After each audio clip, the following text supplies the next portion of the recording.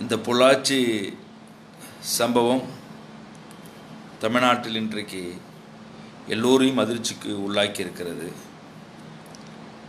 பாதிக்கப்பட்ட சிறுமிகள் பெண்களுடைய அந்த அலறல் எல்லோரையும் நிலைகுனிய வைத்திருக்கிறது. ஒரு வீடியோ பதிவு இன்றைக்கு வெளிவந்த பிறகு நம்ம எல்லாம் ஒரு கொந்தளித்து கொண்டிருக்கிறோம். இந்த கொந்தளிப்புக்கு ஏதோ ஒரு பெண்கள் தேவைப்படுகிறார்கள். அது நிர்பயாவாக இருக்கட்டும், இல்லாட்டினா இங்கே சுவாதியாக இருக்கட்டும், அரியலூர் நந்தினியாக இருக்கட்டும், ஏதோ ஒரு பெண்கள் இன்றைக்கு கொடூரமாக பாலியல் பலாத்காரம் செய்யப்பட்ட பிறகு நம்ம எல்லாரும் இன்றைக்கி பேசிக்கிட்டு இருக்கிறோம். 2012 டிசம்பர் மாதம் ஓடுகிற பேருந்தில் நிர்பயா கொடூரமான முறையில் கொலை செய்யப்பட்ட பிறகு இந்தியா முழுவதும் கொந்தளிப்பு ஏற்பட்டு ஜஸ்டிஸ் வர்மா தலைமையில் ஒரு கமிட்டி கொண்டு வந்தாங்க. வர்மாவும் பல பரிந்துரைகளை அரசாங்கத்துக்கு கொடுத்தாரு. அதன் அடிப்படையில் சில சட்டங்கள் இயற்றப்பட்டன, மாற்றங்கள் கொண்டு வரப்பட்டன. ஆனாலும் குற்றங்கள் ஒழிந்த பாடில்லை.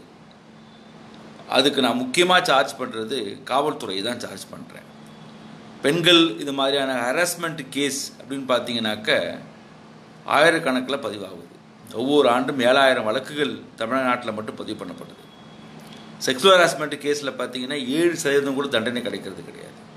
அரசாங்கம் இதை சுத்தமாக ஃபெயிலியர் ஆகியிருக்கு.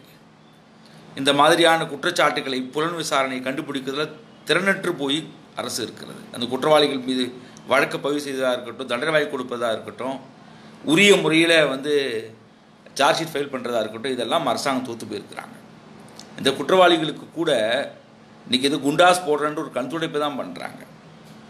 இந்த வழக்கு இதனுடைய முக்கிய புள்ளிகள் ஸ்டேட்டினுடைய ரூலிங் பார்ட்டியில் சம்மந்தப்பட்ட ஆட்களாக இருக்கிற பட்சத்தில் இங்கே இருக்கிற போலீஸ் எப்படி இதை சரியாக ஹேண்டில் பண்ணுவாங்கன்னு தெரியல.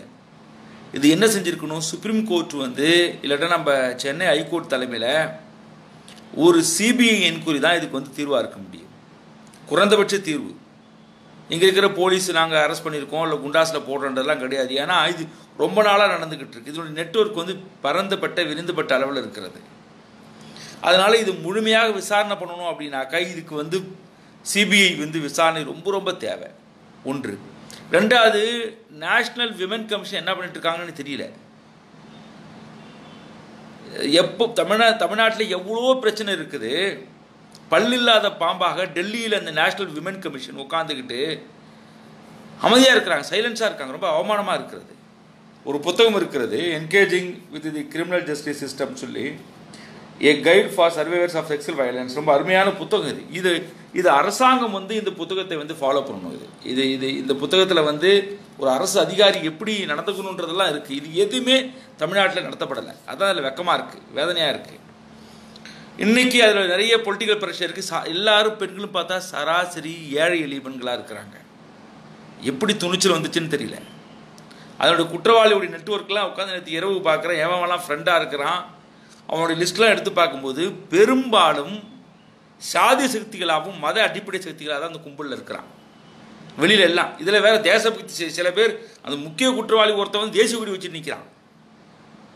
இந்த கீழ்த்தரமான வேலைகளை தமிழ்நாட்டில் நடந்துக்கிட்டு இருக்கு. இதெல்லாம் நம்ம சைலன்ஸாக பார்த்துக்கிட்டு இருக்கோம். ஊடகங்கள் ஒரு பேருக்கு தினசரி ஊடகங்கள் பதிவு பண்ணுறாங்களே தவிர பெரிய அளவில் நடக்கலை. சுவாதி நடந்த பிறகு தமிழ்நாடே கொந்தளிச்சது. எல்லாரும் ரூட்டுக்கு வந்தான், போராடினான், எல்லாம் செஞ்சான். அப்போ இந்த பெண்கள் யார் அப்படின்னு கேள்வி இருக்கிறது. அப்போ ஒரு குற்றத்தை செய்கிறவன் சாதாரண ஒரு பையனாக இருக்கிற பட்சத்தில் இல்லை அவன் ரொம்ப ஏழ்மையில் இருக்கிறனாக்க அவனை போட்டு வாட்டுறது. அந்த பாதிக்கப்படுற பெண்கள் பெரிய பலமாக இருந்தால் போதும். ஆனால் பாதிக்கப்படுற பெண்கள் ஏழை எளிய பெண்களாக இருக்கிற பட்சத்தில் குற்றவாளி தரப்பினர் மிகப்பெரிய பொலிட்டிக்கல் இன்ஃப்ளூயன்ஸ் இருக்கிற பட்சத்தில் அவனை கண்டுக்காமல் இருக்கக்கூடிய காவல்துறையை நம்ம என்ன செய்யணும்னு தெரியல. இதில் தேர்தல் விதிமுறை சொல்கிறாங்களாம் போராடக்கூடாதுன்றாங்களாம். வெக்கமாக இருக்குது. உன் தேர்தலுக்காக எல்லா போராட்டத்தையும் நிறுத்தி வைக்க முடியுமா? தேர்தல் வேறு, இது மாதிரி ஜனநாயக ரீதியான போராட்டம் என்பது வேறு. அங்கே யாரெல்லாம் போராடுறாங்களோ அதுக்கு தேர்தல் கமிஷன் தலையீடு இருக்கக்கூடாது, குறியீடு செய்யக்கூடாது.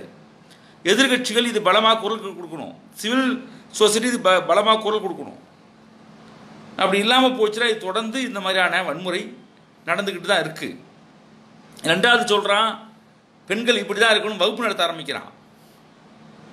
நான் கேட்குறேன், வந்துட்டு 8 மணிக்கு மேலே பெண்கள் வெளில போகக்கூடாதுன்னு நம்ம சொல்கிறோமே, எந்த ஆம்பளை பிள்ளையாவது கூப்பிட்டு வீட்டில், ஏன்டா உன் சுழி சும்மா இருக்காது, 8 மணிக்கு மேலே நீ வீட்டு விட்டு வெளில போகாது, வீட்டு உள்ளே இருறான்னு சொல்கிறோமா பையலை பார்த்து? எல்லாம் அவன் புள்ள வந்து நல்லவனாக தான் இருக்கிறானான்றது தெரியும். ஆனால் நம்ம அப்படி பார்க்குறதில்ல. ஒரு குடும்பத்தில் கூட ஒரு பெண் பிள்ளையிடம் எப்படி பேச வேண்டும், எப்படி நடந்து கொள்ள வேண்டும் என்ற பயிற்சி இல்லை, யாருக்குமே கொடுக்கப்படுறதில்லை. ஆப்போசிட் ஜெண்டரில் குறிப்பாக பெண்கள்கிட்ட எப்படி பேசணுன்ற ஒரு பயிற்சி வந்து குடும்பங்களில் கொண்டு வரப்படலை. அதுக்கு பெரிய ஓரியன்டேஷன் தேவை. அதுதான் பள்ளிக்கூடங்களில் கொண்டு வரணும். இதனுடைய விளைவு தான் இன்றைக்கி வந்து இங்கே வந்து நிற்குது. காவல்துறை ரொம்ப அதனுடைய போக்குகளை பார்த்தா ரொம்ப அசால்ட்டாக இருக்குது. சுப்ரீம் கோர்ட் அண்மையில் கூட சொல்லியிருக்கு, இது போன்ற பாதிக்கப்பட்ட பெண்களுடைய பெயரை வெளியிடக்கூடாதுன்னு சொல்லுது. எஸ்பி வந்து சாதாரணமாக சொல்கிறாரு, தவறுதலாக பேரை வெளியிட்டுட்டோன்னு. இது எவ்வளோ பெரிய அஃபென்ஸ் இது! கடைசி வரை நிர்பயா பேர் வெளியிடப்படலை. ஆனால் நேற்று ப்ரெஸ் மீட்டில் வந்து அசால்ட்டாக சொல்கிறாரு, தவறுதலாக அந்த பேரை நாங்கள் வெளியிட்டுட்டோம். எப்படி வெளியிட முடியும்னு தெரியல. ஏன்னா இந்த பேர் வெளியில் வந்துச்சுன்னா 2 விஷயம் இருக்குது. ஒன்று, அவர்களுக்கு வந்து அந்த பேர் இந்த பேரை பயன்படுத்தி தான் என்ன சொல்கிறான், நீ வந்து இந்த விஷயம் வெளியில் தெரிஞ்சிச்சுன்னா உன் பொண்ணு வாழ்க்கை கெட்டு போயிடும், யாரும் கல்யாணம் பண்ண மாட்டான், வாழ்க்கை போயிடும், இப்படி சொல்லி தான் கட்ட பஞ்சாயத்து நடத்தப்படுது. அதனால தான் என்ன சொல்கிறாங்க, இந்த மாதிரியான விசாரணை எல்லாமே கான்ஃபிடென்ஸில் விசாரணை பண்ணணுன்றதுக்காக பேரை வெளியில் சொல்லக்கூடாதுன்றாங்க. ஆனால் நீ பேரை வெளியில் சொல்கிற, எப்படி இது வந்து வெளியில் சொல்ல வருவாங்க?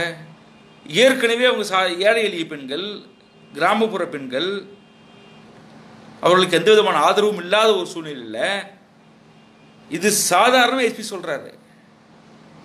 எஸ்பி என்ன செஞ்சுருக்கணும், யார் யார் பாதிக்கப்பட்டாங்க ரகசியமாக ஒரு விசாரணை மேற்கொள்வோம், எங்களுக்கு இன்னும் புகார் வரல, என்ன லாங்குவேஜ்னு தெரியல, புகார் வந்து தான் நடவடிக்கை எடுக்கணும்னு போலீஸ் துறைக்கு எங்கேயுமே கிடையாது. போலீஸ் துறையில் ஒரு பணி என்ன அப்படின்னா, குற்றம் நடப்பதற்கு முன்பே கண்டுபிடிக்கக்கூடிய இன்டெலிஜென்ஸ் இருக்கணும், போலீஸுக்கு மூளை இருக்கணுன்றான், புலன் விசாரணை மூளை இருக்கணுன்றான், நுண்ணறிவுன்னு ஒரு போலீஸுடைய வேலை இருக்குது. இங்கே உன் வேலை என்ன, எங்களை மாதிரி ஆக்டிவிஸ்ட்டை பின்தொடர்ந்து வர்றதான் உன் வேலை. இவன் என்ன பண்ணுறான், என்ன பேசுகிறான்னு சொல்லி, அதனால தான் குண்டு வெடிக்குது. அதனால இந்த மாதிரியான பொறுக்கிகள் நாட்டில் சுற்றிட்டு இருக்கிறான். நீங்கள் அவனை அரெஸ்ட் பண்ணி விட்டுட்டு பின்னாடி வாழ் பிடிச்சிட்டு வந்தா இதனுடைய இடவு தான் இங்கே வந்து நிற்குது. இது இப்போ இன்டெலிஜென்ஸ்னு எதுக்கு இருக்குன்னு தெரியல. அப்போ இன்டெலிஜென்ஸ் வந்து என்ன பண்ணும், நீ வந்து முன்னாடியே இதெல்லாம் தெரியாதா உங்களுக்கு? இந்த மாதிரி ஒரு தொடர்ச்சியான சங்கி தொடர் போன்று இந்த மாதிரி விஷயங்கள் நடந்துகிட்டு இருக்குன்னு தெரியாதா? எனக்கு தெரியல அப்படின்னு சொன்னால், எஸ்பி தெரியலன்னா எஸ்பியை வந்து காவல்துறை பணியில் அவர் வேலை செய்வதற்கு லாய்க்கற்றவர். ஒரு 5 ஆண்டு 6 ஆண்டு காலம் அந்த மாவட்டத்தில் ஒரு குரூப் இப்படி ஃபாலோ பண்ணிட்டு நடந்துகிட்ருக்கு அப்படின்னா, புலன் விசாரணை கண்டுபிடிச்சி அவங்கள அரெஸ்ட் பண்ண தெரியலன்னா நீங்கள் லாய்க்கற்றவர். உங்களை தமிழக அரசு பதவியிட நீக்கம் செய்யலாம், உங்களை டிஸ்மிஸே பண்ணலாம். எப்படி நீங்கள் இப்படி சொல்கிறீங்கன்னு தெரியல எனக்கு. ஸோ என்ஹெச்ஆர்சி ஃபெயிலியர் ஆகிருக்கு, நேஷனல் விமன் கமிஷன் எட்டி பார்க்கல. இங்கே கத்திக்கிட்டு இருக்கிறதுலாம் யாராக இருக்கிறான், ஒன்று சாரா இந்த ஃபேஸ்புக்கில் ஒரு குழு கத்திக்கிட்டு இருக்கு, இப்போ இன்னும் கொஞ்சம் பேர் ஆக்டிவிஸ்ட்டு போராடிட்டு இருக்காங்க, அவ்வளோதான். இந்த போராட்ட குழு என்பது இந்த கத்திட்டு இருக்க குழு கூட ஒரு கட்டத்தில் கரைஞ்சி போயிடுவாங்க. அந்த வேலை செய்கிறவங்க கடைசி வரை ஒரு 4-5 பேர் நிற்பாங்க அந்த அந்த அந்த என்டையர் அந்த ட்ரெயின் முடிகிற வர. அப்போ இதில் என்ன தெரியுது அப்படின்னா, நீங்கள் என்ன பண்ணுறீங்க, அந்த நிர்மலா தேவி கேஸில் வந்து பல மர்மங்கள் அடங்கியிருக்குன்றதான் நிர்மலா தேவி வெளிவிடாமல் உள்ளே வச்சுருக்கீங்க. வெளியில் வந்தால் நம்ம கூட்டு வெளியில் வந்துடுன்றதுக்காக இப்படி ஒவ்வொரு வழக்கிலும் நீங்கள் வந்து என்ன பண்ணுறீங்கன்னா, ஒவ்வொரு பொலிட்டிக்கல் இன்ஃப்ளூயன்ஸ் தான் போலீஸ் செயல்படுது. அரசியல் ஆதாயத்துக்கும், அது பெரிய மனிதர்கள் யாராவது தவறு செஞ்சாங்கன்னா அதை எப்படி மறைக்கிறதுக்கான பக்கா பொலிட்டிக்கல் இன்ஃப்ளூயன்ஸோடு போலீஸ் இருக்கிறதா தான் இவ்வளோ கரப்ஷன் போலீஸ் துறையில் இருக்கிறது.